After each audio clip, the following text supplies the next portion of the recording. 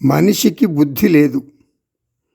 సాధారణంగా పిల్లలు ఏమనుకుంటారు, తల్లిదండ్రులకు ఏమీ కష్టాలు లేవు, స్కూల్ లేదు, మరి హోంవర్క్ చేసుకోవాల్సిన పని లేదు, హాయిగా మన తల్లిదండ్రులు టీవీ చూసుకుంటూ గడిపేయవచ్చు.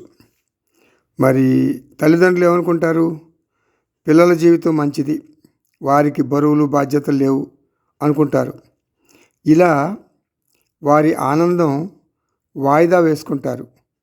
పెళ్ళి అయితే, పిల్లలు పుడితే, మరి ఆ తర్వాత మనుమరాళ్ళు ఇలా ఆనందం వెతుక్కుంటారు.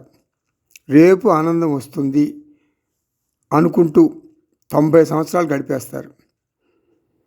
అయినా వారికి ఆనందం రాదు, బుద్ధి కూడా రాదు. భర్తృహరి చెప్పినట్లు చేప గాలంలో చిక్కుకుని చస్తుంది వానపాముకి ఆశపడి. చేప కాబట్టి దానికి బుద్ధి లేదు అనుకుందాం. దీపం పురుగు మిడత దీపాన్ని ముద్దు పెట్టుకోవాలని ఆశపడి కాలి బూడిదైపోతుంది. అది మిడత కాబట్టి బుద్ధి లేదు. కానీ మనిషికి ఏమైంది?